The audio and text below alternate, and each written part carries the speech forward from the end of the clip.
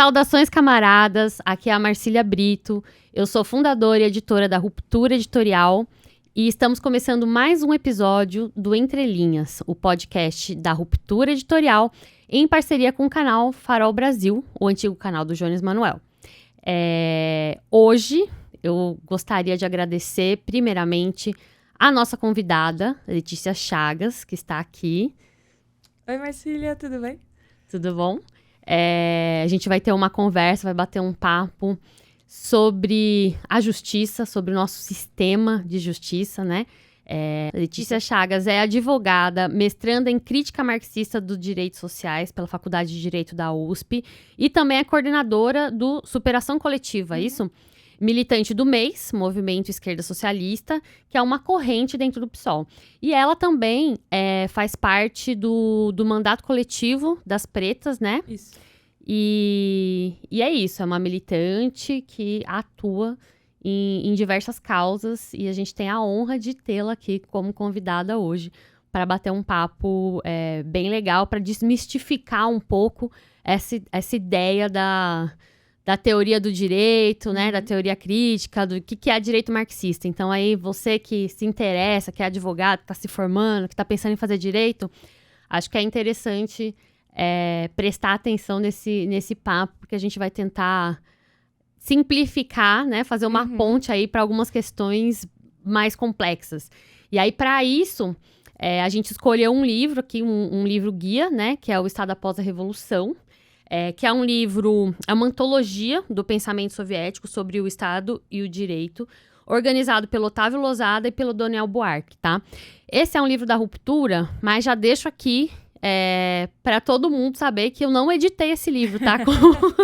Esse é um dos poucos da Ruptura que eu não editei, justamente porque eu sou uma leiga no assunto. Então, Letícia, você vai ter que me ajudar, vai ter que me explicar bastante coisa, né? Pode deixar. Vai ser a nossa especialista aqui.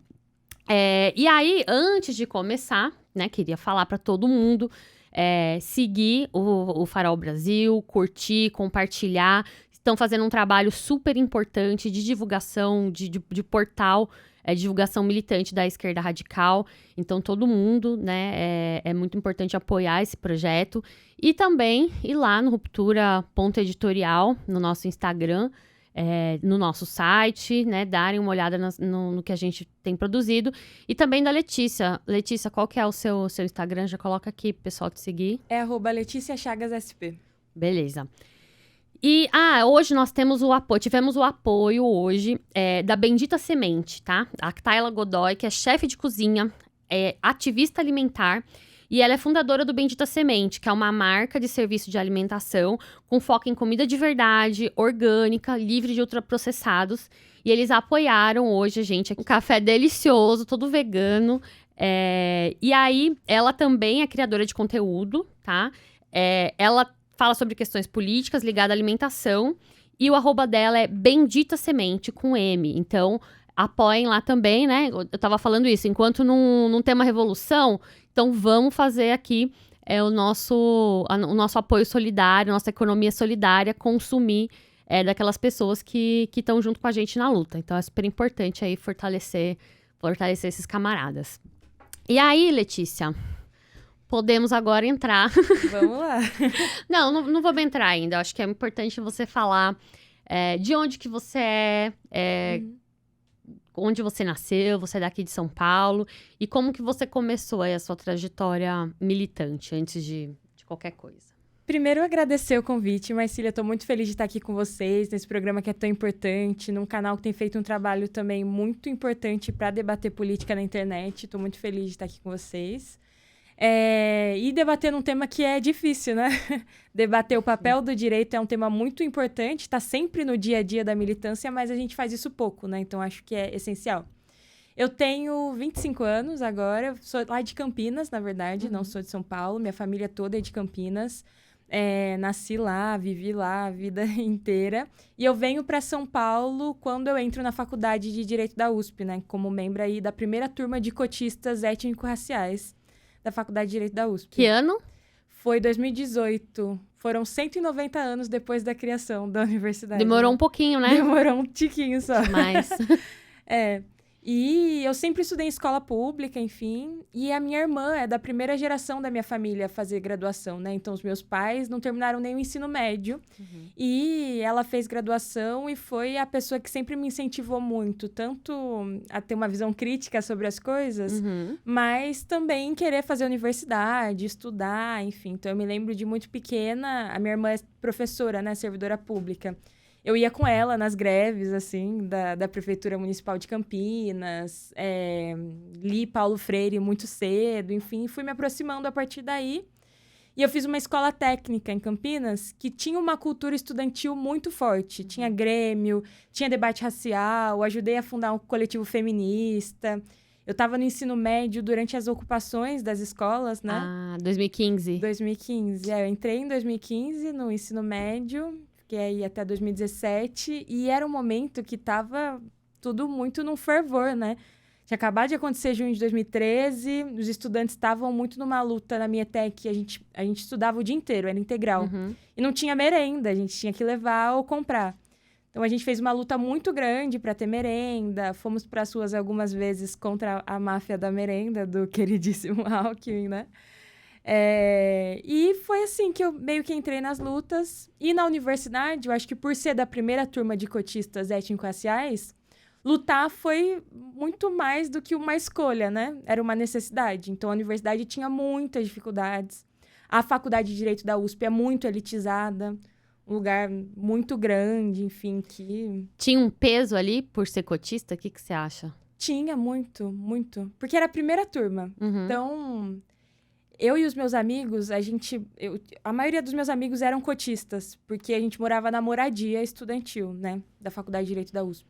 E a gente tinha muito uma pressão, assim, porque a gente sabia que, caramba, a gente é a primeira turma. Se a gente não der certo, isso vai ser utilizado como um argumento para acabar com a política de cotas. Então, a gente tinha muito essa responsabilidade de ter que se esforçar 2 vezes mais para ir bem, para conseguir as coisas, né? Então, o direito... Tem muito isso também de entrarem pessoas que são filhas de advogados, que já estão naquele meio. Então, foi um peso muito grande e uma universidade que estava completamente despreparada para receber alunos cotistas também. Nossa, desde sempre, né? Então, eu entrei em 2006 e aí, naquela época, acho que tinha uma porcentagem, assim, que você ganhava uns pontinhos a mais no Enem, por estudar em escola pública. Mas acho que nem se falava em cota racial, assim. A USP fez isso de pontuação por muitos anos para tentar impedir, né, que se fossem instituídas as cotas. Mas aí, é evidente que não deu certo, não entravam mais pessoas negras e aí... Foram... todas aprovaram antes, né? Acho que a USP foi uma das últimas. Foi a última aqui em São Paulo. Foi a última. Olha que beleza. Pois é. É um lugar muito legal, né? Não, e assim, eu fiz letras, né? Se na letras eu já... Que, assim, entra bastante gente, é um dos lugares que tem mais vagas e que não... Que vem uma população um pouco mais proletarizada, digamos assim. Mas já senti um impacto absurdo do elitismo, né? Então, sei lá, aulas que só tinham de manhã. Eu sempre fiz a faculdade trabalhando. Aí, como é que faz, né? Aulas à tarde, aulas da licenciatura a tarde inteira. E aí, quem trabalha, né, tinha uma dificuldade ali pra fazer, tinha pouca coisa ofertada. Então, você sentia vários impactos, assim, de que quem conseguia terminar no tempo certo era quem não trabalhava. Sim. Assim, quem só se dedicava ao estudo. Porque quem trabalhava, quem precisava trabalhar, enfim, era estagiário, dava aula, você tinha que ficar montando uma grade ali de acordo com... Pra conseguir terminar. Pra conseguir terminar, entendeu? E aí tinha semestre que você não conseguia conciliar as matérias com o trabalho, aí jogava o trabalho pra amanhã pra conseguir estudar tarde e noite, enfim, tinha que ficar fazendo malabarismo.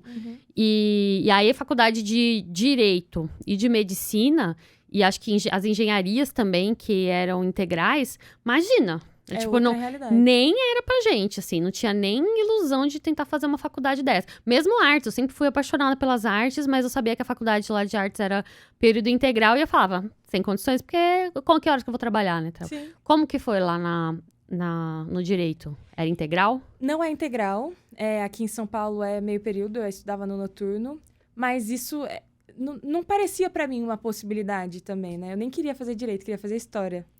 E aí, só...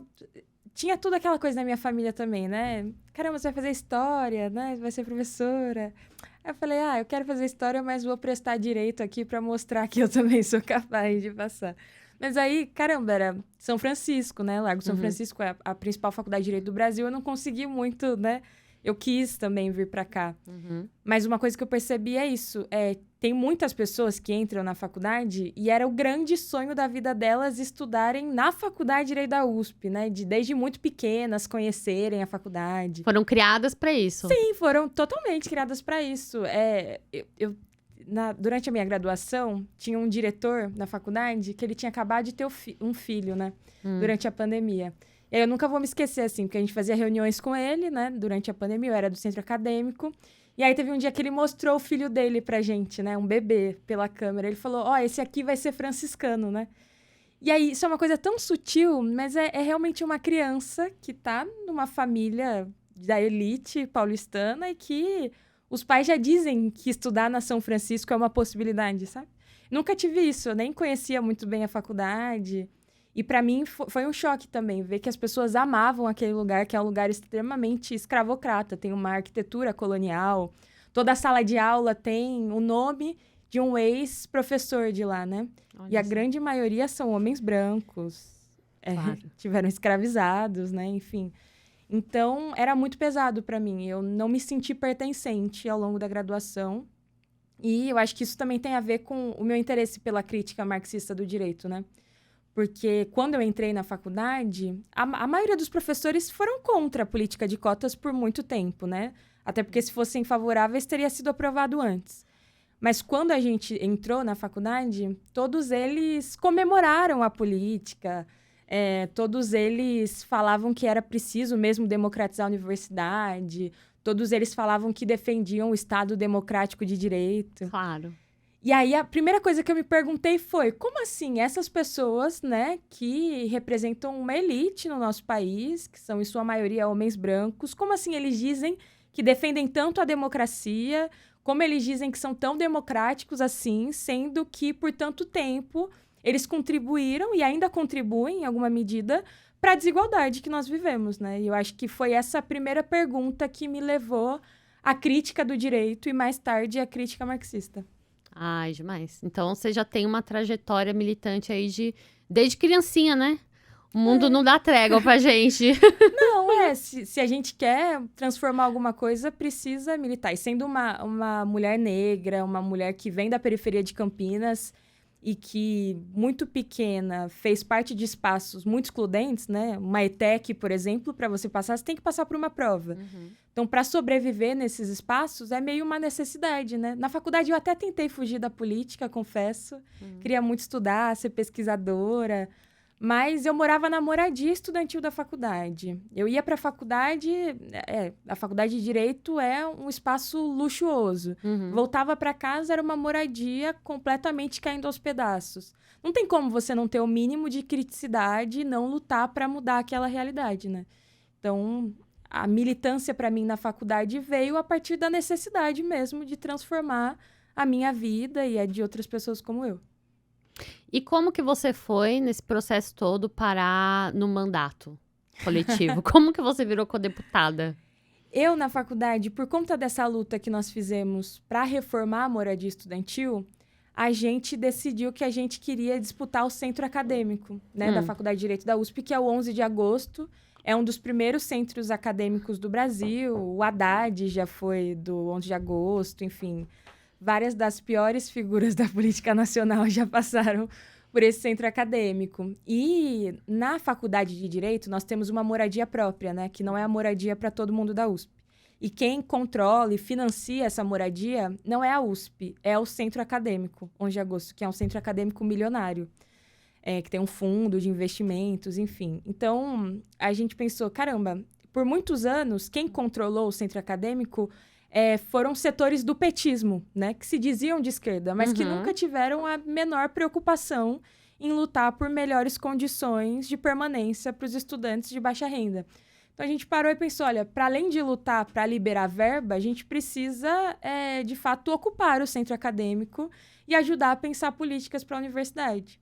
Então, em 2019, eu fui eleita a primeira mulher negra a presidir o 11 de agosto, um centro acadêmico que tem mais de 100 anos de Você história. foi presidenta, então, Fui presidenta.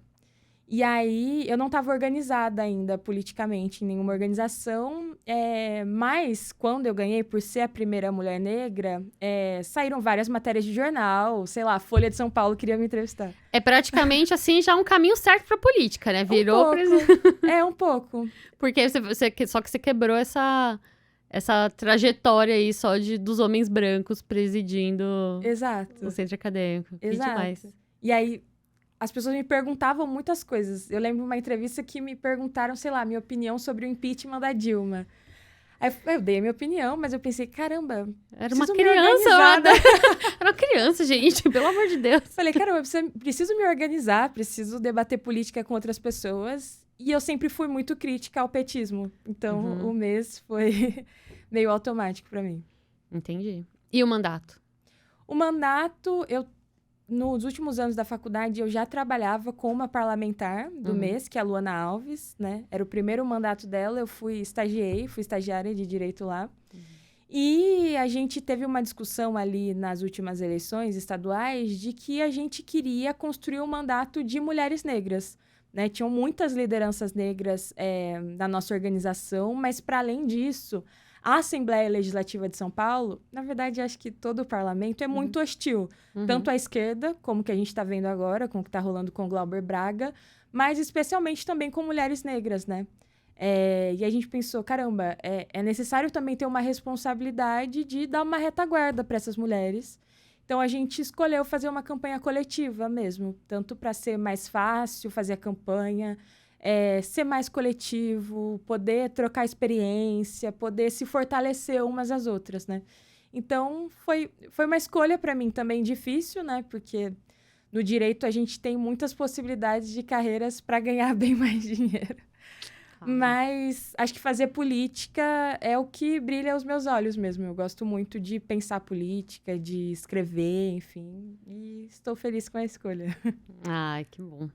Muito bom ouvir sua história, assim. Acho que é isso, né? Ainda bem que você foi. Ainda bem que você foi pro direito, ainda bem que você foi pro centro acadêmico. Verdade. E foi pro parlamento, porque é isso, a gente, para além de uma discussão de representatividade, é uma discussão de realmente ocupar esses espaços com uma outra mentalidade, né? Que não é só porque você é uma mulher negra, que você é uma mulher negra de esquerda. Então, a gente sai daquele discurso do empoderamento vazio e vai discutir a partir da sua própria vivência, a partir das coisas que você enxerga, das necessidades. Então, você vira realmente uma porta-voz. Sim, mas também sem ilusões de que a gente estar ali vai mudar alguma coisa, né? Não muda, a verdade aí é o que a gente vai entrar agora nessa discussão do livro, né? Porque eu acho que muita gente, aí já conversei com várias pessoas, com vários amigos, que entraram no direito com uma certa ilusão, assim, com uma utopia do tipo, não, eu quero mudar o mundo e eu acho que a faculdade, né, que o direito é uma das portas, é um dos lugares para estar ali, para lutar por justiça, pelo que eu acredito. E aí muitas pessoas acabam se decepcionando, né, porque quando entram na faculdade, que começam ali a entender como funciona o sistema judiciário, a atuar de fato, a verificar ali como que funciona esse sistema de normas, né? E aí eu acho que a gente pode até falar sobre isso, acho que, se eu não me engano, é o Stuttgart que fala isso, né? Que o direito está longe de ser só um sistema de normas, né? Ele fala que é uma relação social ali para proteger como se diz, uma dominância, quem tá no poder, para proteger o poder, digamos assim. E aí a gente entra nesse caráter, né? Tipo, a justiça é cega, a justiça é justa, ela é igual para todo mundo. E aí eu acho que entra essa crítica marxista do direito, de para que serve hoje o direito. E acho que esse ponto também agora é mais relevante, né? Porque a gente tá tendo aí nos últimos anos uma atuação muito política do judiciário. A gente pode até conversar um pouquinho sobre isso também, né? Tangenciar o debate sobre isso, porque nesses casos, o direito está sendo usado também como uma ferramenta política, né? O sistema judiciário acaba atuando ali como uma ferramenta política.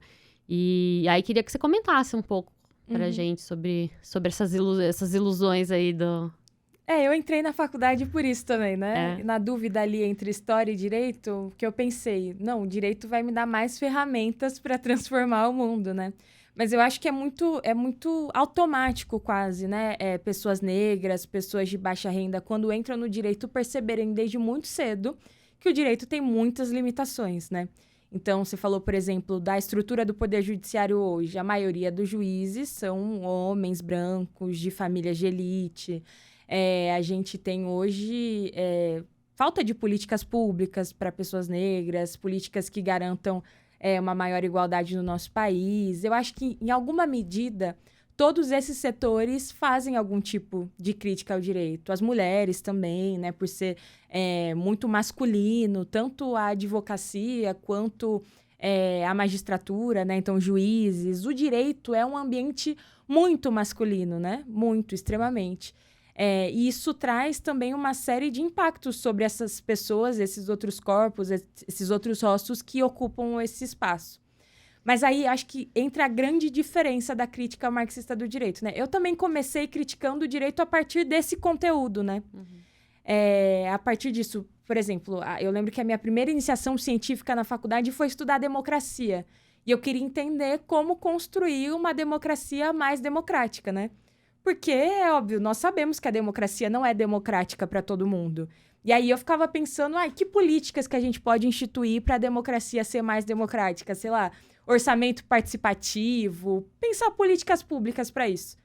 E isso é uma coisa que há um grande setor hoje, inclusive pessoas que se dizem de esquerda, que fazem esse tipo de crítica. Mas a crítica marxista do direito não é bem isso. Porque quando a gente faz uma crítica marxista do direito, que hoje tem o seu grande representante intelectual, né, o Pachucanes, que foi um jurista que viveu a Revolução Russa, viveu toda essa discussão do que fazer com o direito num período revolucionário, para nós o problema do direito não tem a ver só com o conteúdo do direito. O que isso significa? Que o direito não é um problema só porque a maioria dos juízes são homens e brancos. Que o direito não é um problema só porque a maioria dos parlamentares são homens brancos e do centrão, entendeu? Para ele, vamos lá, vamos pensar no mundo ideal. Que, de repente, se abram vários concursos públicos só para contratar mulheres negras como juízas. Ou que daqui a pouco a gente institua cotas no parlamento e metade do parlamento seja de mulheres negras. E aí a gente vai ter condições de fazer leis melhores, em tese, né? Para nós, que estudamos crítica marxista do direito, o direito ainda assim continuaria sendo burguês. Ainda que a maioria das pessoas que estejam fazendo direito sejam pessoas da classe trabalhadora, sejam pessoas negras. O conteúdo do direito, a mudança de conteúdo, não faz com que o direito seja menos burguês. Isso também é uma divergência entre alguns teóricos marxistas também, né? Então, nesse livro a gente tem textos do Pachucanes e tem textos do Stushka, que era um outro jurista soviético. E aí eles tinham essa divergência, porque para o Pachucanes o direito é inerentemente burguês, que é também a minha opinião. E para o Stushka não, é possível criar um direito proletário. Então, essa é a grande divergência. E também a grande diferença entre nós, né, que estudamos crítica marxista do direito em relação a pessoas que são só progressistas, né? É uma coisa que eu costumo dizer também. Muita gente, às vezes, se diz marxista sem pensar no método. O que é o método marxista? E tudo bem você achar que o direito é legal e só precisa mudar uma coisa ou outra. Mas, para mim, isso não é possível. E eu acho que, sobretudo na pauta racial, também tem sido um pouco do alvo das minhas preocupações, assim, né? Porque, vamos lá, hoje a gente tem tido um avanço em políticas antirracistas. A gente tem tido avanços importantes. A própria lei de cotas é um avanço muito relevante. Mas o que a gente tem observado hoje é que há também um reposicionamento da classe dominante para tentar fazer com que esses novos agentes, que essas novas pessoas negras que estão entrando em espaços de poder, que elas atuem não para transformar o sistema a partir da sua raiz, mas que elas atuem para legitimar e que o sistema capitalista possa continuar. E eu acho que o direito é um dos instrumentos pelos quais a burguesia tem se utilizado da nossa luta para falar, olha, vocês já conseguiram muita coisa, vocês estão entrando na universidade. Hoje em dia, negros podem até ser diretores de multinacionais, né? E eu acho que é isso o importante da gente fazer enquanto antirracistas marxistas, de que para nós não é o suficiente isso. Muito pelo contrário, tem uma frase do Clóvis Moura, naquele livro Sociologia do Negro Brasileiro, que ele fala que um negro, quando ele se torna diretor de uma multinacional, é sociologicamente um branco. Porque ele coloca que a luta antirracista necessariamente precisa estar ligada com uma luta pela transformação do sistema capitalista, do sistema econômico. E é impossível acabar com o capitalismo sem acabar com o direito. Muita coisa, né? Muita coisa. Calma, vamos por partes. Tá. Então, não adianta mudar o conteúdo do direito.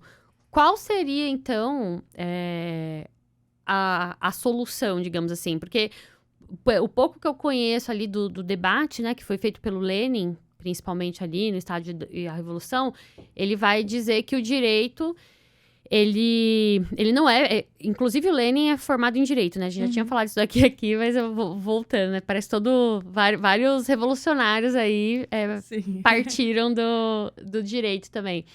E ele não é contra o uso do direito em si, né? Como uma ferramenta de luta, mas ele dizia que o direito ele não servia aos ideais revolucionários, aos ideais proletários, que tinha que ter ali, pelo menos naquele momento de transição, uma mudança desse direito, né? Porque ele ainda precisaria regular o Estado, mas de uma forma diferente. Então, acho que na época lá dos decretos, acho que eles aboliram patentes, né? Eles aboliram bastante coisa relacionada às propriedades privadas, aboliram coisas relacionadas à herança, também tiraram a igreja da história, né, e legalizaram, começaram a conceder divórcio. Então, assim, as leis ali foram usadas, né, como ferramentas para conseguir chegar mais próximo de um ideal que seria um ideal revolucionário ali. O direito ainda funcionando como esse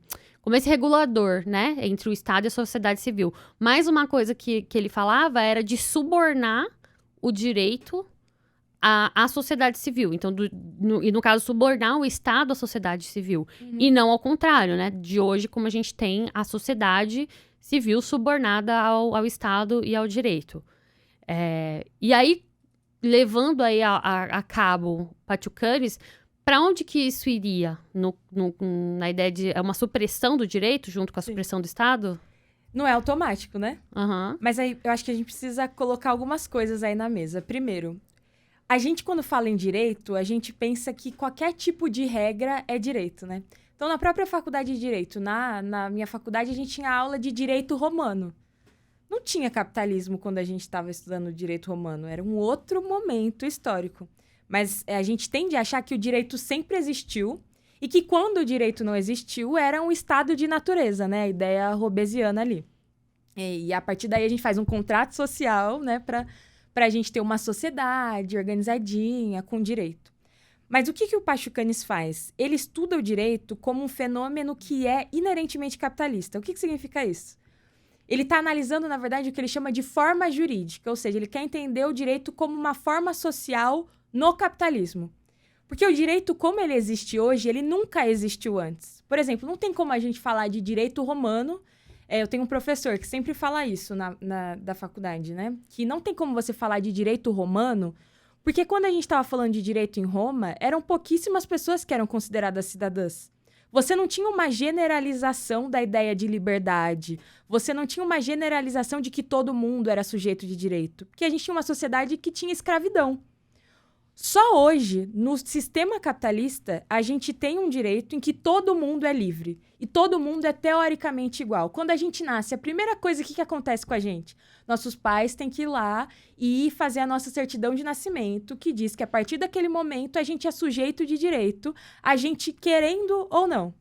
Então, o Pachucanes está analisando o direito no modo de produção capitalista, para entender qual que é a diferença do direito agora para o direito antes.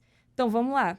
o direito como existe hoje nunca existiu em nenhum outro momento histórico além do capitalismo. E por quê? Porque o direito, ele nasce junto com a forma mercadoria, entende? E o Marx fala isso no Capital, né? Porque vamos lá. Marx está colocando a forma elementar do capitalismo é a mercadoria. Mas como é que as mercadorias elas são trocadas, né? As pessoas, elas não vão sozinhas para o mercado. Marx coloca isso. As mercadorias, para elas serem trocadas numa sociedade que depende dessa generalização de trocas, elas precisam de pessoas que são livres e iguais. O que vai permitir com que elas vão lá, elas possam trocar uma coisa por outra coisa que vale o correspondente. Tá dando para entender? Até aqui? Perfeito. É isso, né? Todo mundo tem a liberdade, que acho que é hoje que o liberalismo e o neoliberalismo pega de ir lá e vender o que tiver de mercadoria para vender. Exato. Mesmo que essa mercadoria seja a sua própria força de trabalho, a sua vida. Mas você é tá livre. Entrando no cerne da questão. Como é que num sistema capitalista que é baseado na exploração do trabalho, como que a exploração acontece? E é por isso que a forma mercadoria, ela precisa da forma jurídica para existir. Porque como que a gente tem a extração de mais valor? Como que a gente consegue garantir que um trabalhador vai ser explorado?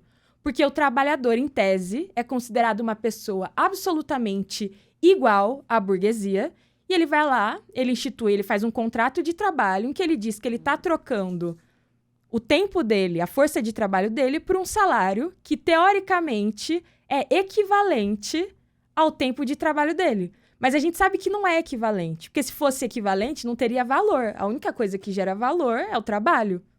Então, para a gente ter uma extração de mais valor, a gente precisa de ter a forma contratual, que é a forma do direito, entendeu? Então, o direito ele está inerentemente ligado à forma mercadoria. E por quê? Porque é ele que é baseado nessa ideia de troca de equivalentes. E é essa troca de equivalentes que, na prática, esconde toda a exploração do modo de produção capitalista. Então, o direito é que torna as pessoas cidadãs e sujeitos de direito e as torna livres, né? O direito pressupõe essa igualdade. Sim. E aí, o que o Pachucanes fala? Que o elemento... O que o Marx fala para analisar o capitalismo? Ele vai lá no elemento mais básico do capitalismo. Capítulo 1 do Capital, a mercadoria. O Pachucanes, ele tenta fazer a mesma coisa com o direito. Ele fala assim, tá, vamos analisar o direito para além da aparência do direito. O que é o direito? Qual que é a coisa mais elementar, o átomo do direito? Para ele, é a figura do sujeito de direito. É a coisa mais elementar do direito no modo de produção capitalista, é o sujeito de direito. Todo mundo é sujeito de direito. E quando a gente fala que todo mundo é sujeito de direito, a gente automaticamente está excluindo a realidade de que a gente vive numa sociedade de classes, em que as pessoas elas não são iguais. E aí, vamos lá, eu estou falando isso aí do contrato de trabalho, mas toda a lógica do sistema capitalista é baseado nessa lógica da troca entre equivalentes, da lógica contratual das coisas, da ideologia contratual das coisas, sabe? Então, desde o casamento, que a gente casa, a gente vai lá e assina um contrato de casamento, basicamente.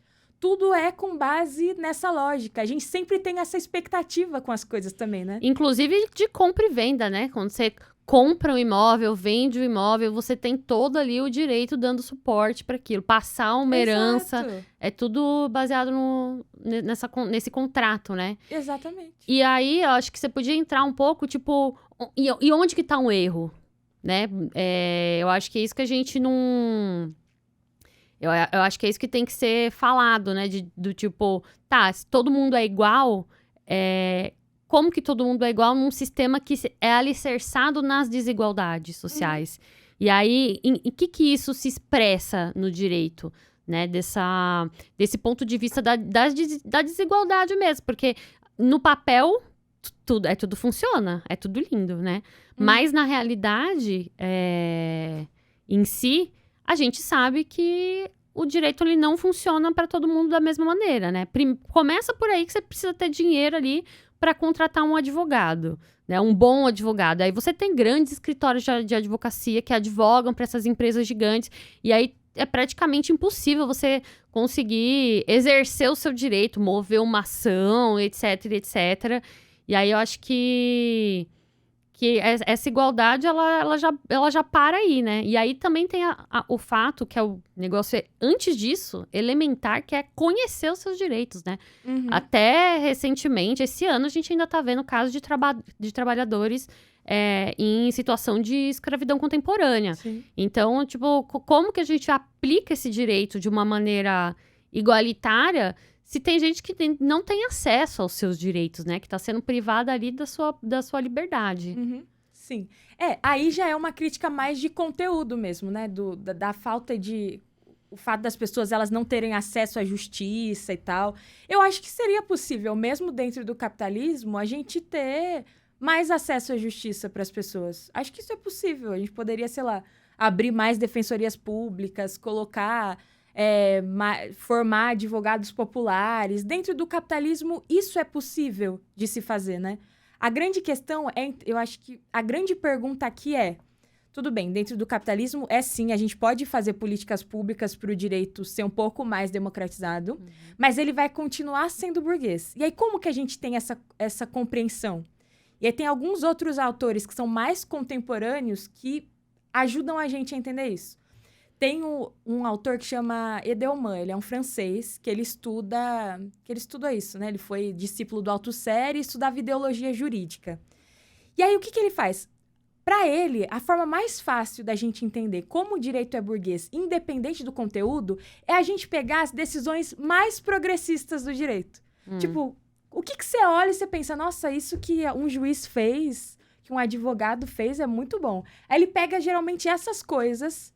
para poder mostrar como, mesmo quando parece que é bom, o direito tem muitas contradições. Ele tem um livro que chama A Legalização da Classe Operária, um livro muito bom. E aí, o que ele faz nesse livro? Ele vai estudar a legalização do direito de greve na França. Vamos lá, por muitos anos, a greve era proibida, né? Então, as pessoas não podiam fazer greve. Se faziam greve, elas tinham uma série de sanções. Aqui em São Paulo parece que ainda né, também. Então, tem a ver com a legalização da greve. Tarcísio tá proibindo greve também, né? A do metrô. Toda vez que tem greve do metrô, o governo de São Paulo entra com uma ação para dizer que aquela greve é ilegal. É ilegal, isso. E o Edelman traz isso muito bem, porque ele fala assim, vários juristas progressistas lutaram para que a greve fosse legalizada. Diziam, não, a greve tem que legalizar, as pessoas têm que ter direito disso. E tudo bem, a gente tem que fazer esse tipo de luta no capitalismo. Porque na minha cabeça é meio assim, o argumento do iPhone. Socialista não pode ter iPhone. Tá, se eu não comprar o iPhone, o capitalismo vai deixar de existir? Não vai.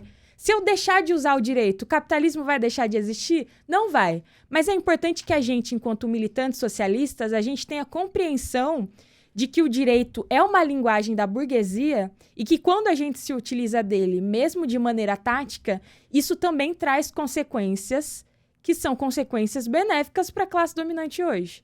Então, voltando ao direito de greve. Quando a gente teve o processo de legalização da greve na França, o que aconteceu? A gente deu ao direito o poder de dizer o que é uma greve legal e o que é uma greve ilegal.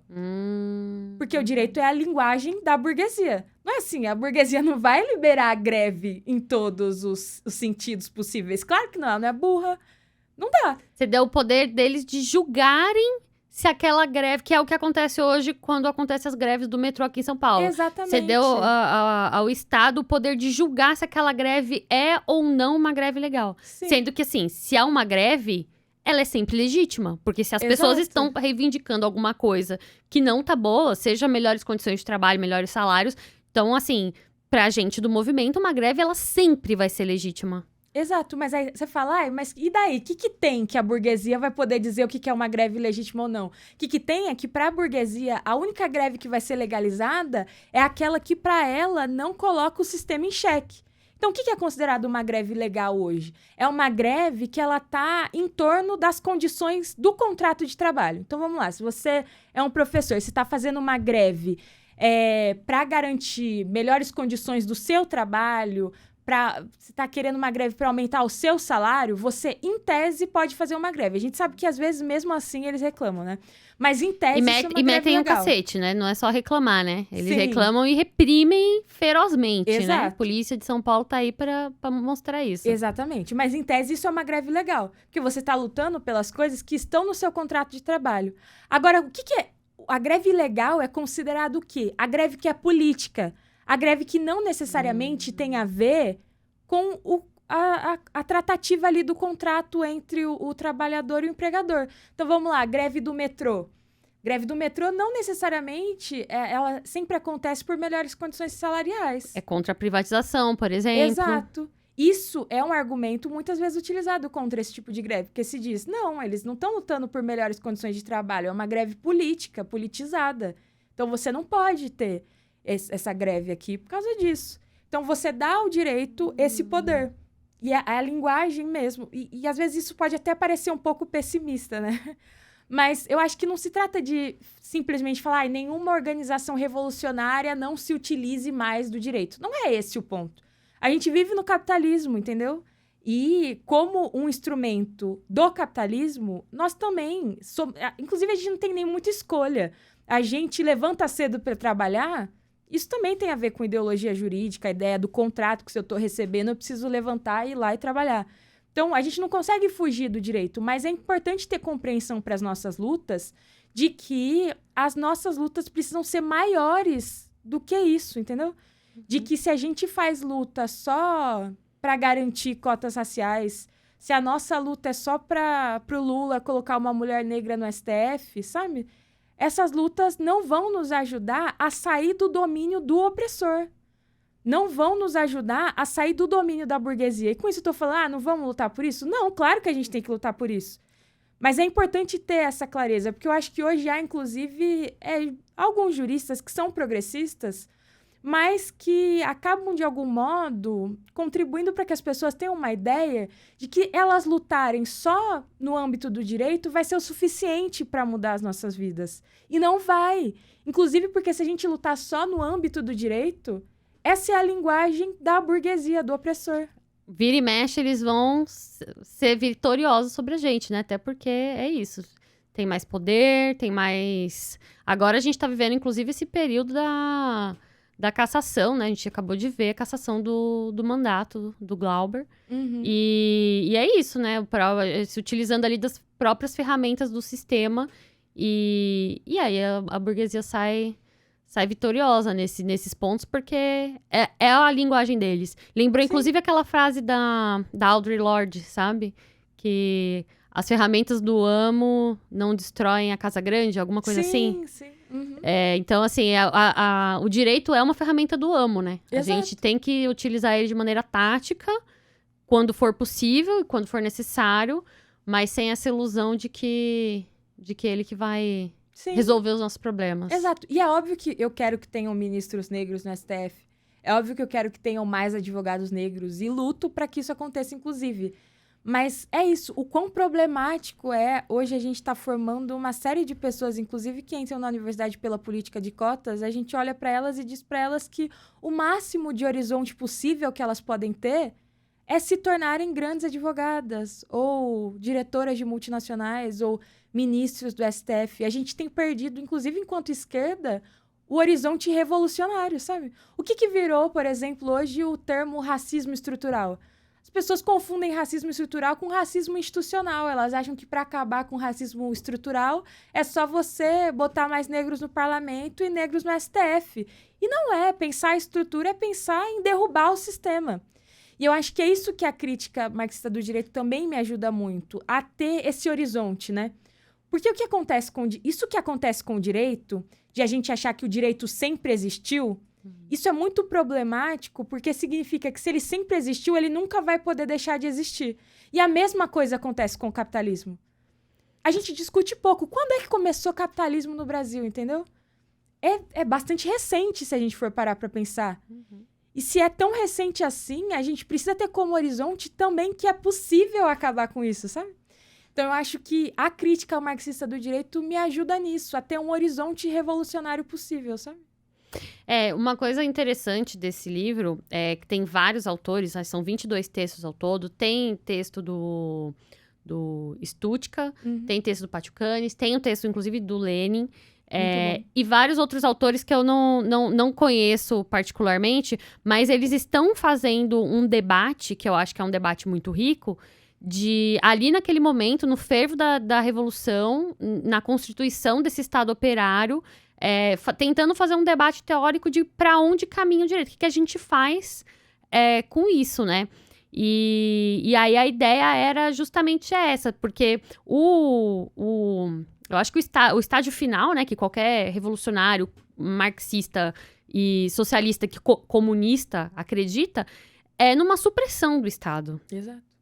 E aí, se você suprime o Estado, né, se você não tem mais essa esfera do Estado, mas você tem um poder que é descentralizado e autônomo, né, na mão dos trabalhadores, das pessoas ali, esse direito você tem, assim, como eu não digo nem uma projeção de como que isso poderia se dar, como que seria esse direito, que não é necessariamente um direito, né? Acho que ele ia ser mais regulado pela sociedade civil mesmo, mas de como que ele poderia se materializar numa sociedade em que a gente...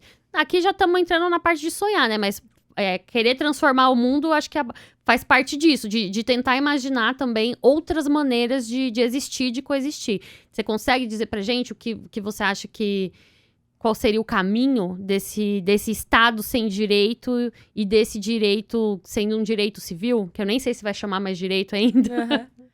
Não, eu acho que o interessante desse livro é justamente esse, né?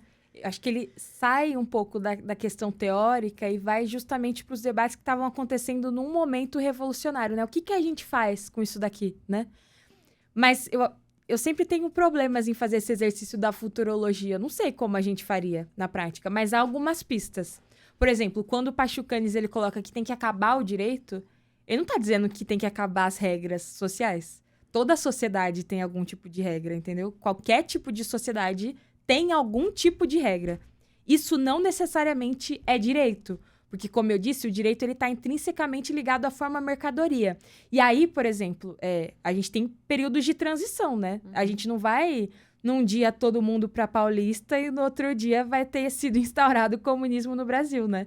Eu acho que isso também é um processo de disputas do que a gente vai fazer. Mas tem, inclusive, uma discussão, que é uma discussão aí bastante complexa, que é que não necessariamente o direito precisa do Estado para existir, né? Então, é muito complexo isso. Hoje é difícil até imaginar como isso aconteceria, porque o Estado, no limite, ele garante que os contratos, as coisas, os negócios que a gente fizer, que eles vão ser cumpridos, né? Porque o Estado é que coage, né? Por que a gente vai lá, faz um contrato e a gente leva num cartório? Porque o Estado está dando fé de que aquilo é real, né? Mas o Pachucanes fala que o direito ele não é a norma, né? Ele é a relação social. E é uma relação social baseada nessa lógica da troca entre equivalentes. Eu acho que numa revolução socialista, para que a gente possa instaurar o comunismo, a gente precisa acabar com essa lógica da troca entre equivalentes, que é uma lógica mercantil, da mercadoria, da forma mercadoria, como uma generalização da sociedade que é útil para ocultar a extração de mais-valia. Mas eu, sinceramente, não sei como a gente teria que fazer. Eu acho que é um processo que se aprende caminhando mesmo, né? Tem até alguns textos aí que eu achei interessante, né? Que diferenciavam um pouco o que é uma revolução burguesa de uma revolução comunista. Acho que uma revolução burguesa é bem mais fácil, né? Porque você vai lá e você quer manter uma sociedade de classes, né? Então, você não precisa acabar com o direito, você só precisa fazer com que o direito seja mais eficiente, né? Seja mais generalizado socialmente. Mas, sinceramente, ainda que eu concorde com isso, eu duvido muito que a burguesia, quando estava lutando para instaurar o capitalismo, ela sabia exatamente que ia dar em capitalismo e que o que ela estava fazendo era milimetricamente calculado para acontecer o que aconteceu agora. Eu não acho que isso aconteceu. E eu nem acho que isso vai acontecer com o socialismo. Acho que vai ser um processo de disputas e de aprendizagem no momento em que as coisas estão acontecendo, sabe? Sim, decorrente do próprio processo histórico, né? De ver quais são as necessidades aqui, tipo, olhando pro Brasil, olhando para as nossas leis, para as nossas regras e entendendo como que... E é um processo que tem que acabar com o direito, tem que acabar com a lógica do contrato.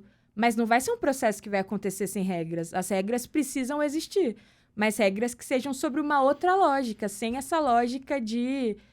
todo mundo livre, igual e proprietário, que é uma lógica essencial para que o direito possa existir.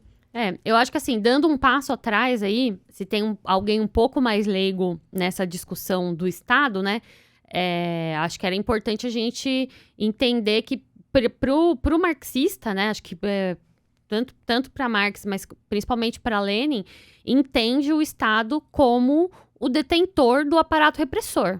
Então, o Estado ele vai funcionar aí como um regulador social, e não é como um regulador social neutro, né? É um regulador social que vai defender uma classe dominante. Ele defende basicamente a sociedade privada, a propriedade privada.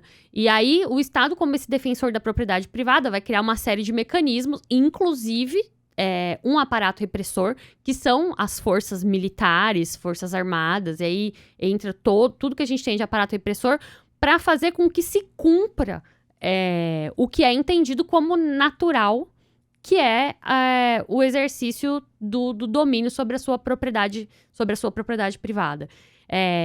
E aí, gente, quando a gente fala, né, de propriedade privada, a gente não está falando só sobre a sua casa, né? A gente vai ampliando essa ideia de propriedade privada para os grandes capitalistas mesmo, né? Para falar de um sistema que é muito maior do que isso, assim. Então, acho que era importante a gente delimitar esse espaço de entender o Estado como detentor e regulador do aparato repressivo, que obriga a gente a cumprir as normas. E aí, se a gente não cumpre as normas, né, estabelecidas aí e regradas pelo que hoje é o direito, o que eles vão fazer? Eles vão te prender, né? Vão tirar os seus bens, vão tirar suas coisas. Então, mas aí, uma coisa interessante nesse debate também, é uma coisa que a gente tem desenvolvido, né, no grupo de pesquisas que eu faço parte, que é o Direitos Humanos, Centralidade do Trabalho e Marxismo. Que o Estado, ele garante que o capitalismo vai continuar existindo para além do uso da coerção física, da violência, do aparelho repressor, né? Ele também trabalha com isso ideologicamente. E o direito é muito essencial para a continuidade do capitalismo, não só por conta disso, né? Que o Estado garante o direito, então a gente tem que cumprir os contratos, senão a gente vai sofrer um processo e tudo mais. O Estado, a gente também tem uma garantia aí através da ideologia. E a ideologia jurídica está em todas as coisas. E ela meio que nos compele a manter o sistema se reproduzindo. Porque, vamos lá, alguns contratos chegam no judiciário, mas a grande maioria dos contratos, eles são simplesmente cumpridos. Porque isso, a gente não vai descumprir um contrato, um acordo que a gente faz aqui, que a gente assinou no geral, né? Então, isso também é a lógica que mantém o capitalismo funcionando através da ideologia, né? Disso, através do que a gente, desde muito pequeno, é condicionado a fazer. Então, o capitalismo hoje, ele trabalha com base na violência, sobretudo para alguns grupos, né? A juventude negra, por exemplo, recebe diariamente o braço violento armado do Estado. Mas ele também funciona através da ideologia, como uma forma de poder mesmo. E aí, acho que a gente entra um pouco na discussão da questão moral e da questão ética, né? Porque essa dominação ideológica do direito é uma discussão do que é moral e do que é ético naquela sociedade, digamos assim. Aí me veio uma frase que frequentemente é falada, né? Principalmente com esses casos escabrosos aí de violência policial e tal, sobre, né, assassinato, genocídio da população negra. Então, de que quando uma pessoa mata outra para roubar um celular, é inaceitável na nossa sociedade. Porque é uma vida. Mas quando um policial mata alguém porque ele roubou um celular, é aceitável. E então, o que é proibido, não é que é proibido matar, o que não é inaceitável na sociedade assassinar alguém. O que é inaceitável é violar a propriedade privada. Porque tudo bem você matar para recuperar um celular ou para que aquela pessoa não recupere mais. E aí eu acho que a gente entra nessa parte ideológica, nessa dominação ideológica de que as pessoas não veem problema em tirar uma vida de uma pessoa porque aquela pessoa não estava dentro daquela moral que o Estado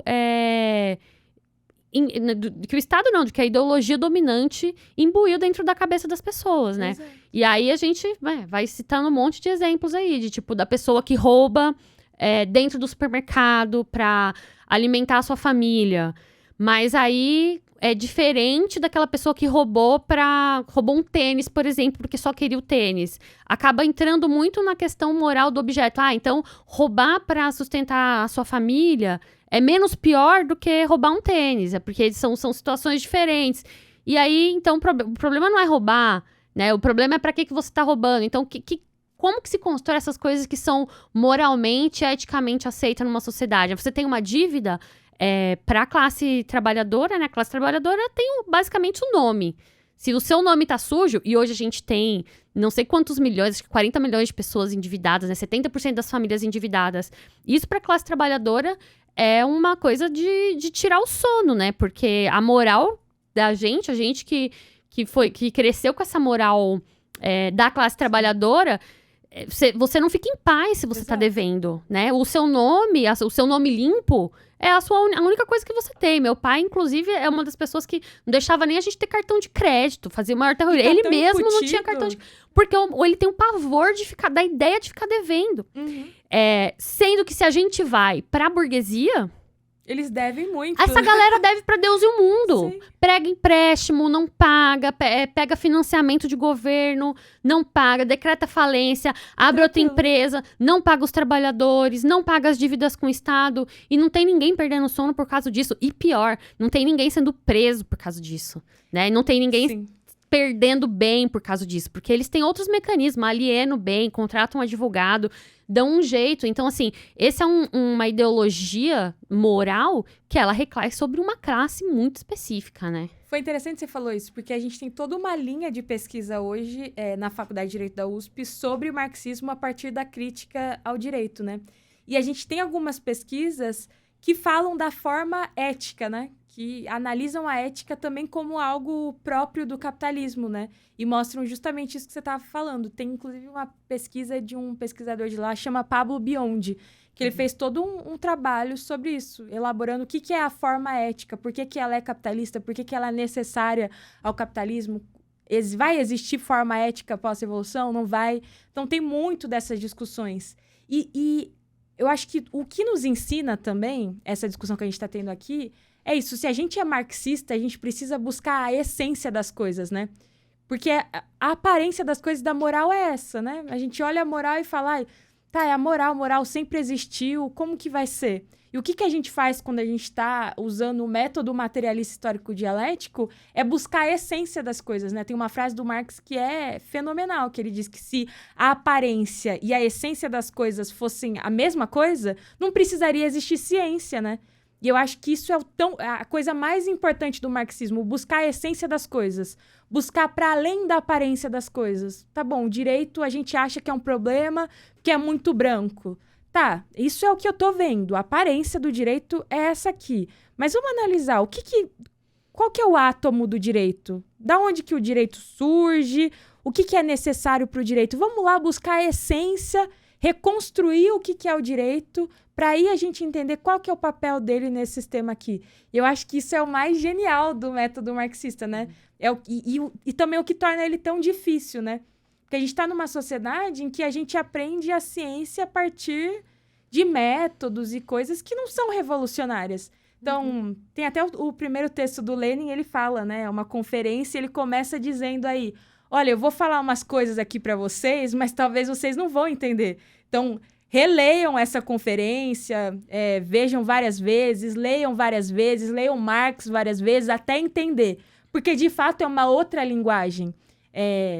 Exige muito mais de nós entender a essência do modo capitalista, já que nós estamos vivendo num mundo que naturaliza tudo isso, né?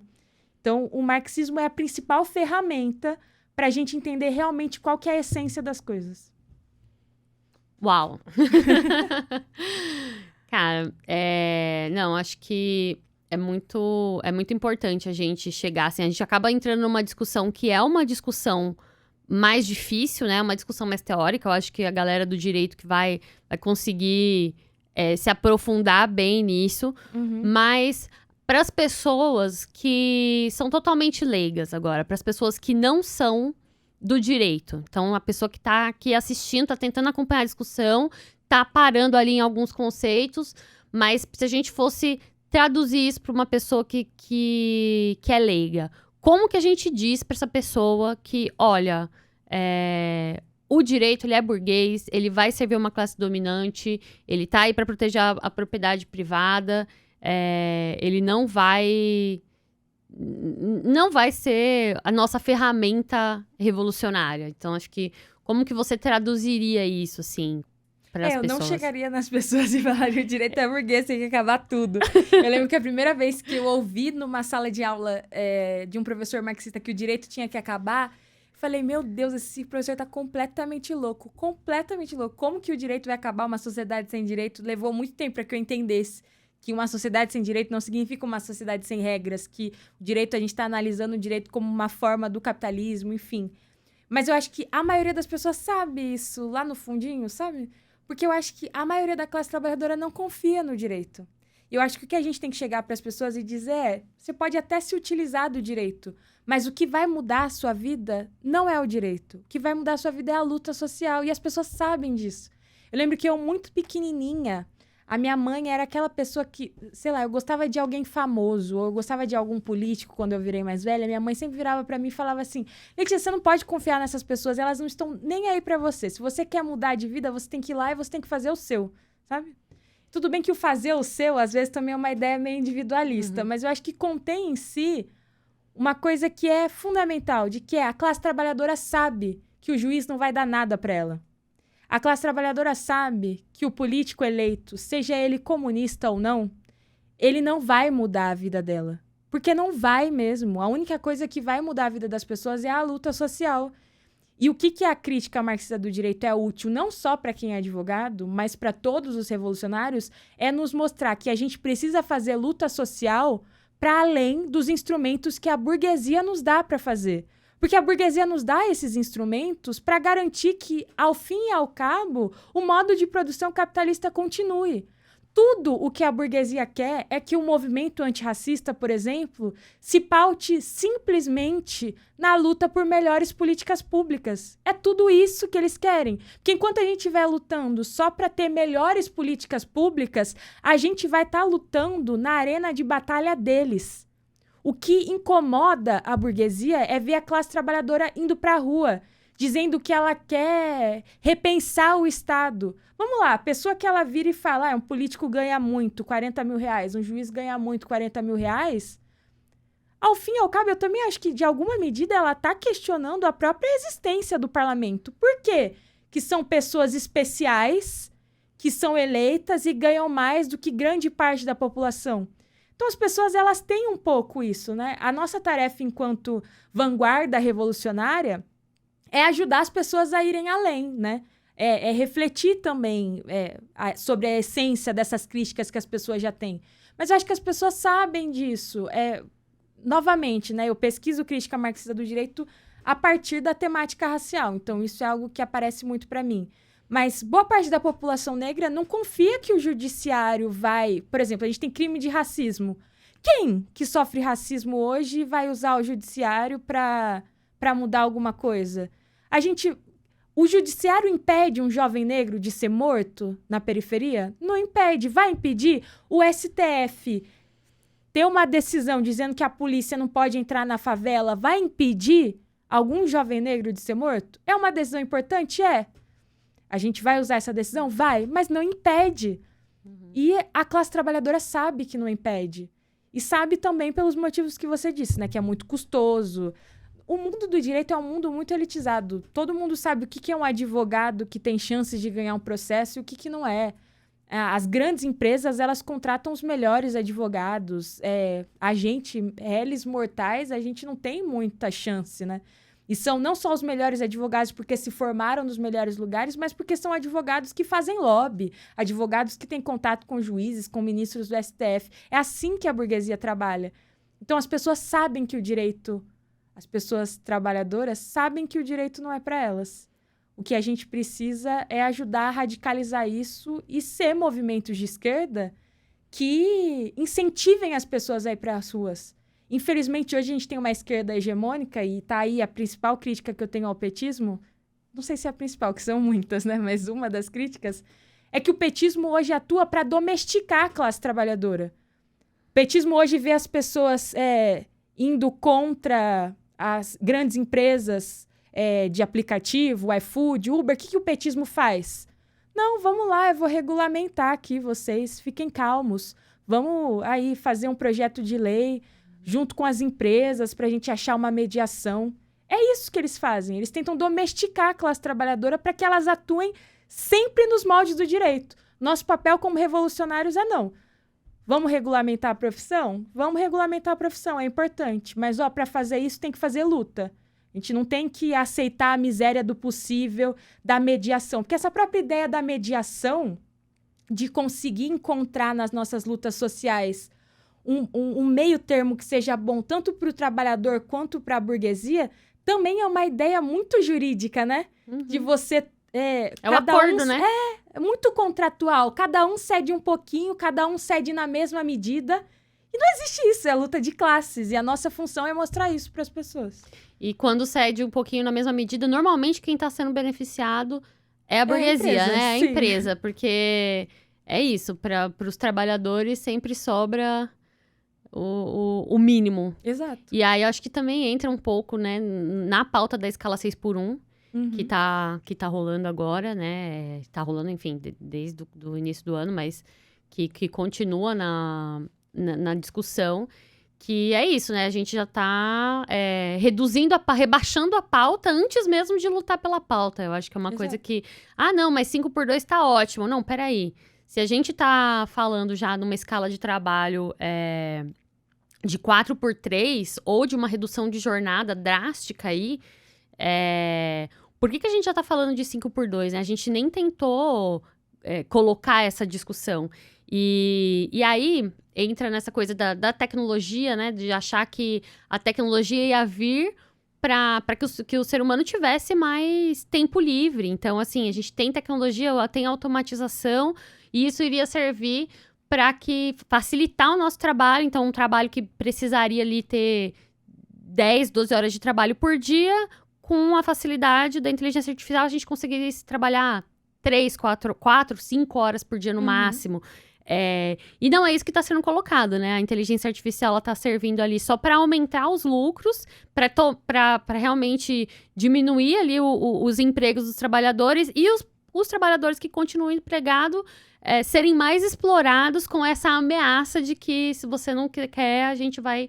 Ou contratar alguém que quer, ou contratar uma inteligência artificial para fazer um negócio no seu lugar, né? E isso é um exemplo de como o debate sobre crítica marxista do direito não é só para juristas. Porque tá em tudo. Uma outra discussão, enquanto você falava, que eu me lembrei, né? O próprio debate que a gente tem hoje dentro do PSOL, né? De uma ala que acha que a gente precisa ocupar o parlamento. Não porque... os comunistas não vão transformar o parlamento, mas para ser porta-voz, para denunciar o que acontece no parlamento. E uma ala do partido hoje que quer que o PSOL se torne um partido da ordem. Quer que o PSOL aprenda a ser um partido de gente grande, um partido que concilia, um partido que entra no jogo da política. E o que é esse jogo da política? É a política da mediação, que media tudo, que faz uma série de contratos. Porque o contrato não é só quando a gente vai lá e assina. É isso da lógica contratual, que também está na política hoje. E a gente lutar para ter um partido, para ter movimentos sociais que são independentes, que não tem medo de fazer crítica, isso também é, de algum modo, a gente não aceitar essa lógica contratual na forma de fazer política. Então, essa discussão tá em tudo, entendeu? É muito louco pensar isso, né? Sim, sim. Agora que você falou, eu vejo contrato em todo quanto é lugar. Pois sempre em todo lugar. Está em todo lugar. É sempre o direito atuando aí para manter. Essa coisa de estar dentro da ordem o que é o que o petismo faz hoje e que uma ala do PSOL tá propondo, né? É simplesmente o que a gente chama de conciliação de classes, né? É botar panos quentes e aí nunca deixar com que aquela revolta evolua um passo a mais. E o que é evoluir esse passo a mais, né? É que chegue numa ruptura da ordem. Então, assim, de começar a se fazer uma política por fora daquilo que está estabelecido. Então, né, se aquilo não representa mais, então vamos se organizar por fora disso, porque não tá sendo funcional. E aí, acho que a gente esbarra nos limites mesmo, né, da luta por reformas, né, nos limites da luta por reformas, nos limites das lutas parlamentares e nos limites do direito. Sim. Né? Porque quando você vai um passo mais para frente, um pouco mais a fundo, você não consegue garantir tudo que a classe trabalhadora precisa hoje para para ser, enfim, para ter o mínimo, né? Para ter um salário digno, tempo de descanso, tempo de lazer, acesso à educação, acesso à qualidade de vida mesmo que seja, né? Então, hoje não é suficiente, esses espaços não são suficientes. Isso não quer dizer, obviamente, que você não tenha que processar a sua empresa. Sim, tem que quando processar. ela comete um absurdo ali, uma quebra de contrato nas nossas leis trabalhistas, né? Não quer dizer que você não tem que processar as pessoas por racismo, quando Sim. você sofreu um ataque racista. Nem que a gente não tenha que lutar por melhores leis trabalhistas. Exato. Então, acho que assim, é sempre aquela coisa do conjunto, né? A ideia do desigual e combinado ali. A gente vai lutando com essas ferramentas que a gente tem, que são ferramentas táticas, mas sempre tendo em vista de que isso não é tudo, né? De que realmente, em algum momento, vai precisar ter essa ruptura da ordem para que consiga, de fato, atender a uma série de demandas que estão fora dessas possibilidades. Né? Então, acho que A gente tem que lutar para além dos instrumentos do opressor, né? A gente precisa criar os nossos. As ferramentas do opressor...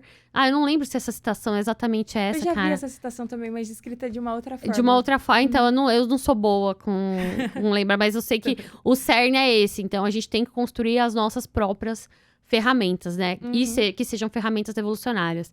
E aí, me lembrou uma coisa agora... que a gente tá falando da luta dos trabalhadores de aplicativo, né? Que também tá super recente. Houve com a ascensão do PT, houve um desmantelamento, tanto do ponto de vista combativo mesmo, né? Dos movimentos sindicais, né? Dos sindicatos e dos movimentos sociais. Então, aqueles movimentos que eram mais, mesmo sindicatos e tal, que eram mais radicalizados, né? Eles foram institucionalizados, eles entraram dentro da ordem. E, inclusive, me arrisco a dizer aqui, aconteceu com o próprio movimento indígena. Né? Então, com a criação do Ministério Indígena, é super importante a gente ter um Ministério Indigenista, mas, ao mesmo tempo, é uma tentativa de institucionalização, porque os indígenas estavam mais próximos aí de cumprir um papel mesmo muito combativo, né? Muito, como se diz assim, com uma força revolucionária, né? Era um movimento que estava com uma força revolucionária muito grande. Uma porque já tem um modo de vida que está muito próximo da beira do capitalismo ali, né? Apesar de serem impactados, a sua ideologia, né, na maior parte das vezes, ela não parte desse pressuposto da acumulação, e sim da comunidade, né? Não da ascensão individual, mas sim do coletivo. Então, já foge um pouco ali a norma capitalista. Mas, quando você coloca ali dentro de um congresso, embora seja importante ter essa representatividade, então acho que é por isso que a gente sempre trabalha na contradição, né? Acaba se institucionalizando um pouco, mas agora a gente, né, recentemente teve o ATL, né, que é o acampamento Terra Livre, que mostra que não vão se contentar com seus representantes parlamentares ali, que a luta tem que continuar. E aí eu acho que hoje são dos movimentos mais importantes, dos movimentos indígenas, para a gente conseguir enxergar essa via dupla, né? Da importância de você ter seus representantes ali, mas de continuar com uma radicalidade, que eu acho que nos anos anteriores o movimento negro tinha muita radicalidade, né? Sim. E aí eu acho que acabou sendo também muito institucionalizado nos últimos anos. Ele foi um pouco absorvido, né? Hoje você vê, assim, algum movimento negro, tipo, alguma organização de movimento negro que ainda está puxando mais essa organização de uma juventude negra que está pensando mais de uma forma radical? Difícil. Olha, não vem nenhuma na minha cabeça, mas já peço desculpas. Devem ter. Acho que devem ter organizações com toda certeza que lutam por mais radicalidade dentro do movimento negro.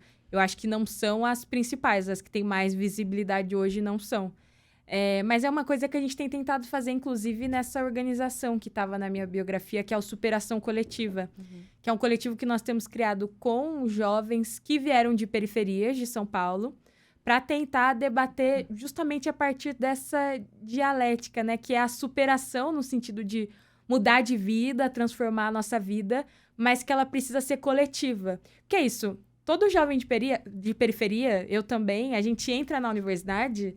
Sinceramente, a gente quer ganhar dinheiro? Ascensão social? Exato. Mas pra mim foi a mesma coisa. Eu não entrei na universidade porque eu quero fazer revolução. Eu entrei na universidade porque eu queria ter uma casa própria, que inclusive ainda não conquistei, que eu queria ganhar melhor do que os meus pais, que eu queria ter condição de viajar, que eu queria ter uma vida boa. E as pessoas... inclusive, acho que é uma dificuldade da esquerda, às vezes. Porque eu acho que, em alguns momentos, a esquerda lida como se fosse pecado as pessoas quererem mudar de vida. E não é. Eu acho que é super justo, mas a gente tem tentado criar esse movimento para trabalhar com a ideia de, ok, estamos superando de vida, estamos melhorando de vida de algum jeito, ou seja, estamos navegando pelo sistema econômico que nós vivemos, mas a gente quer uma superação coletiva, que para nós é a única real. Então, tudo bem a gente lutar para ganhar melhor, para ganhar mais, para ter uma vida boa, mas nós vamos seguir sendo anticapitalistas e a gente quer fazer trabalho com juventude periférica para que esses jovens também tenham como sonho entrar na universidade, mudar de vida, mas que elas não se esqueçam de que a superação real é a superação do modo de produção capitalista. E aí a gente tem feito isso através de churrascos, assim. A gente está debatendo política em churrascos. Eita, conta. Sim. A gente faz, a cada 2 meses a gente faz um churrascão. E a gente chama vários jovens periféricos aqui de São Paulo. A gente começou com quem a gente conhecia, né? Então, muita gente que gosta de Marx, que é revolucionário, mas também não se via muito nas organizações tradicionais de esquerda, né? Porque, vamos lá, para você estar numa organização de esquerda, ficar horas do seu dia numa reunião, debatendo qualquer coisa, você precisa ter um nível de comprometimento, porque isso não necessariamente é legal. E aí a gente está criando essa organização, esse coletivo, para juntar essa galera a partir de um churrasco, debatendo política aliado à cultura periférica, slam, rap, hip hop. E tem sido uma experiência legal de muita gente que, caramba, é muito crítica aos governos do PT, que quer pensar uma esquerda radical mesmo, mas que não via um espaço nas organizações tradicionais, né? E eu acho que isso mostra também, né? Quando eu critico o direito aqui, não tô falando para não usar o direito. Caramba, eu sou advogada, não tem como eu falar para as pessoas não usarem. Mas que a gente nunca pode perder de vista que a transformação real não vai vir através dele. Eu quero mudar de vida, eu quero ganhar bem no capitalismo, eu não quero viver mal, não quero romantizar viver mal. Mas a gente nunca pode perder o pé na realidade de que, enquanto a gente hoje pode ter uma vida melhor do que os nossos pais, várias pessoas que estudaram com a gente não têm essa vida. E não tem porque o sistema foi feito para nem todo mundo ter mesmo. E que, para melhorar isso, a luta revolucionária precisa ser o nosso horizonte permanente. Nossa, muito legal. Eu achei interessante você trazer essa ideia, né, de organizar a partir de outros meios, porque também a gente vem de uma tradição aí que muito ortodoxa, marxista, né, de que as maneiras que existem de organização é um partido, um sindicato, Movimento estudantil. É o movimento estudantil. E aí eu acho que a gente tem que estar aberto para essas novas formas de organização. Então, os sindicatos estão todos de acordo com o governo, perderam ali a sua capacidade de luta, sua capacidade combativa. E aí a classe trabalhadora vai ficar paralisada? Parece que só existe o sindicato para mudar, para lutar. E aí acho que esses movimentos, por exemplo, de trabalhadores por aplicativo mostram que você não precisa estar no sindicato para lutar, né? Exato. Que existem outras formas de organização, que a gente tem que superar essas formas. Essas formas são boas, serviram durante muito tempo, mas a partir do momento que elas não servem mais, a gente não pode só se prender a elas e não pensar em maneiras de organização nova. Sim. Assim como os partidos, assim como os movimentos sociais. Então, acho que os trabalhadores de aplicativo mostram isso. E se a gente for pensar na história da classe trabalhadora, né? Porque a gente é materialista, a gente tem que enxergar a história. As primeiras lutas, né? Não existia sindicato para defender a galera. Então, os sindicatos foram formados a partir dessas lutas, né? Formou-se os sindicatos justamente para poder organizar essas lutas. Então, a gente pode formar outras coisas. E o sindicato também tem muitas contradições, porque é isso, é institucionalizado, né? O sindicato é uma pessoa representante oficial ali. para falar sobre aquela coisa, né? Então, se você não faz parte, né, daquilo, você já não é o representante sindical, você não pode mais falar por essa categoria, digamos assim, né? Então, acho que as coisas de trabalhar sempre com essa representatividade muito institucional, acho que é um ponto que essa galera vem para mostrar que dá para fazer de outra maneira. E mesmo o debate na internet, né? A web vem mostrar aí de uma forma de se organizar que é diferente das formas que a gente tá acostumado. Então, acho que se organizar nesses espaços, né? De ocupar as redes sociais, de ocupar os meios de comunicação, acaba sendo muito importante, porque a princípio você fala, tudo bem, você é um militante de sofá, você tá só assistindo coisa, mas é esse cara que a partir do momento que é convencido que é ganho, né, por esse debate, que consegue aprofundar um pouco esse debate, é o mesmo cara que vai se radicalizar e que no futuro pode estar na rua, pode sair na rua. A gente vê isso, a própria extrema-direita, né, deu um show de como que isso é possível de fazer com suas táticas aí horrorosas de mobilização, conseguiu botar um monte de senhor de idade na rua através de vídeo fake no Zap, de fake news, de coisas horrorosas. O bem votado de São Paulo era um influencer, é um influencer, né, das redes, que é da direita, o Pavanato, né? Ah, é? Uhum. Então, eu acho que assim, a gente consegue ver como que ocupar esses espaços pode se materializar em política real. Então, eles se utilizam das táticas mais sujas, se utilizam. A gente jamais vai se utilizar do discurso fácil, né, e do debate raso para mobilizar as pessoas. Mas é muito importante que a gente consiga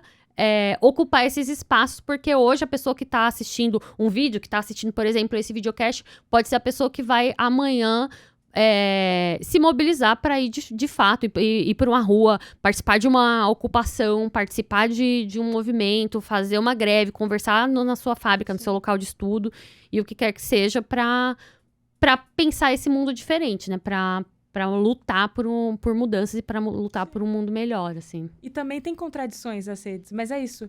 A classe trabalhadora tem contradição, a gente tem contradição. Às vezes eu acho que há movimentos de esquerda também que acabam caindo nisso de cobrar da classe trabalhadora ser sempre muito organizada, como se todo mundo obrigatoriamente nascesse marxista. Não é assim. E a gente precisa navegar por essas contradições da sociedade. Pelas redes sociais, que é um aparelho ideológico completamente, as redes sociais. A gente está debatendo Big Techs, a gente está no espaço deles. Mas se a gente quer construir revolução, tem que construir movimento de massas.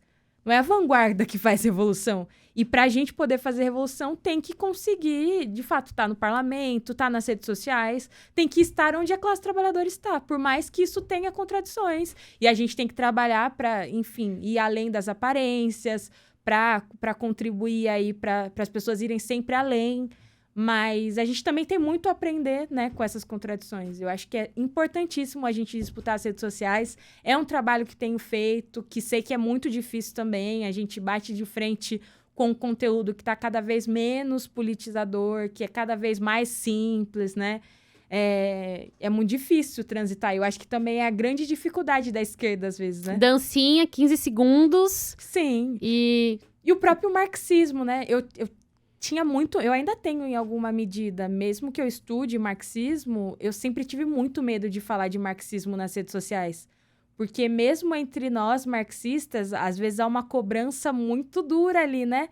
De falar as categorias do jeito mais certo possível, definir os termos de uma forma completamente correta. Ter lido tudo, né? Exato, porque você não leu tal coisa, você não pode falar. E, caramba, não, o marxismo é uma ciência da prática, ele serve a uma mudança social. Acho que é uma coisa que a gente também tem que começar a desconstruir entre nós, né? É importante ler, acho que a formação tem que ser um processo contínuo, mas a gente precisa conseguir falar para a maioria das pessoas, né? Eu acho que uma coisa que eu já falei aqui nesse videocast, e acho que tem que repetir, a gente não... Marxista, né?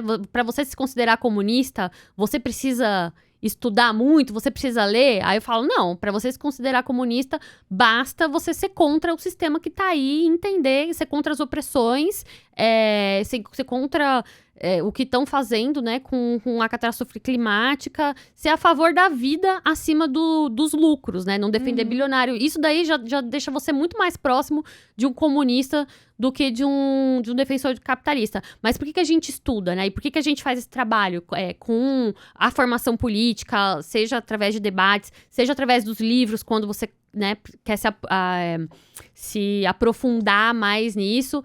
É justamente que a gente precisa estudar para entender essa estrutura que nos oprime, para superar o capitalismo, né? Você não precisa estudar para ser comunista, você precisa estudar para superar o capitalismo e conseguir debater com as pessoas, entender realmente como que tudo isso começou, como que tudo isso surgiu e enxergar as maneiras que a gente pode ter para superar o sistema que está aí. Então a gente estuda, né? A gente fala, não, estudem, leiam. E a gente sabe que o acesso é difícil, né? O público leitor hoje no Brasil ainda é um público muito pequeno. Até pra gente parar e ficar lendo um livro tá cada vez mais difícil, né? Absurdo, totalmente, assim. Inclusive, tentando reler algumas coisas desse livro agora, o tempo inteiro a gente recebendo mensagem de celular, notificação de redes sociais, de Instagram, ler no transporte. Você que também, né, foi estudante, fez universidade pública, a gente sabe que é difícil. Então, assim, as pessoas têm... quando você entra nesse processo de leitura, é realmente uma dedicação que se exige. E, de jeito nenhum que a gente vai querer dar carteirinha de marxista, de comunista, só para quem leu todas as obras do Marx, entendeu? Para quem leu Capital e tudo mais. Agora, se tá dentro da sua possibilidade, se tá dentro da sua área de estudo, área de trabalho, procure, né, autores marxistas para se informar sobre aquilo, até para você rebater a burguesia, até para você rebater as críticas, né, da direita, porque essa galera de direita não aguenta 2 minutos de debate profundo, né? O pior tipo de comunicação, o senso comum e as opiniões mais rasas, com zero embasamento científico, teórico, com muita invenção de coisas. E se tem uma coisa que a gente enquanto marxista, é sério, né? Nós somos materialistas, então...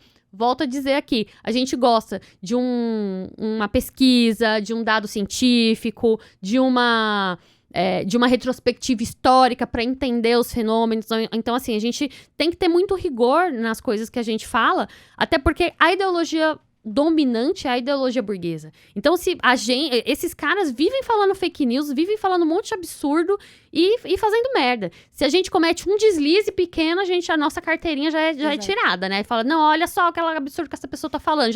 Já rola aí um cancelamento, né? É cobrado dos marxistas um rigor que não é cobrado do resto desse povo que debate, que fala merda por aí, não.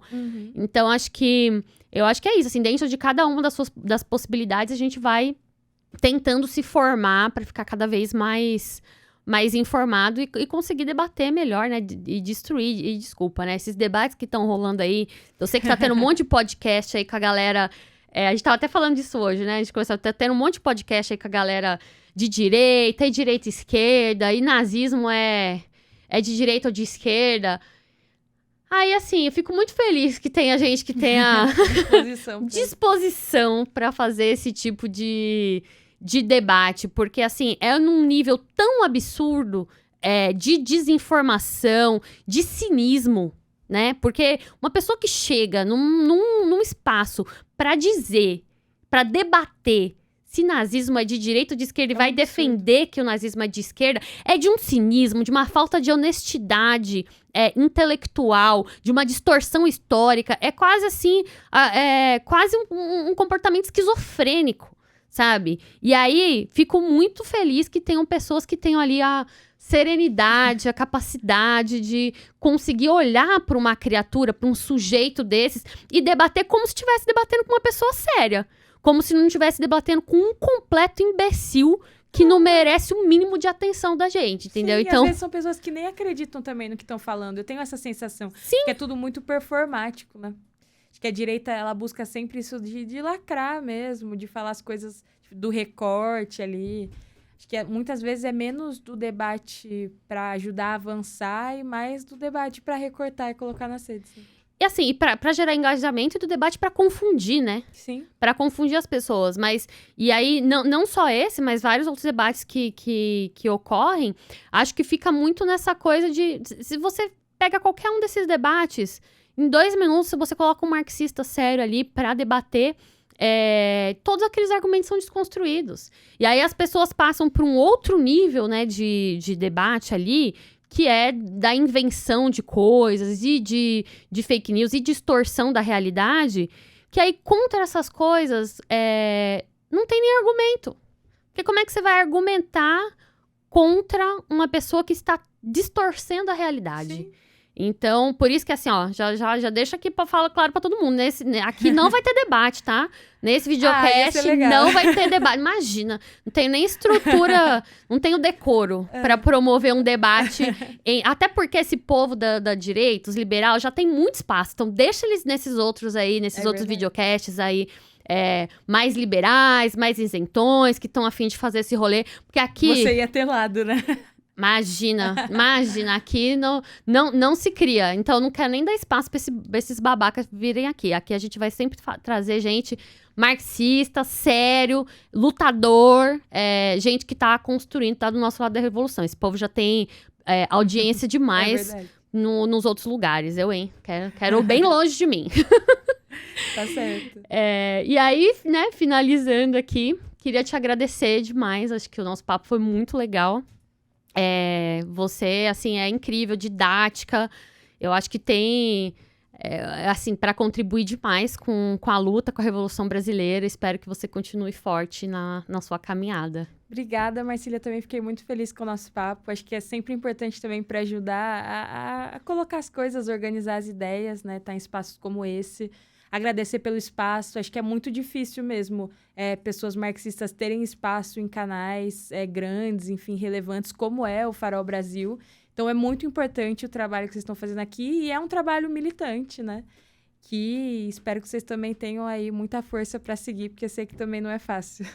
Ai, demais. Muito obrigada pela sua presença. Acho que foi um debate realmente incrível. E para reforçar aqui para vocês, né? Curtam, compartilhem, sigam o canal, procurem a gente, sigam a gente, a Ruptura, a Letícia, o Jones nas redes sociais, que fazem esse trabalho incrível de comunicação. E também, para quem se interessou, o livro que a gente discutiu hoje foi O Estado Após a Revolução, né, da Ruptura Editorial. Então, quem tiver condições e tiver interesse em comprar, tá lá no nosso site, à venda, que foi um pouco da discussão girou em torno dele. E é isso, gente. Muito obrigada mais uma vez para quem chegou até aqui e espero que a gente continue por muitas temporadas, né? Então, esse foi o Entre Linhas, o videocast da Ruptura Editorial em parceria com o Farol Brasil.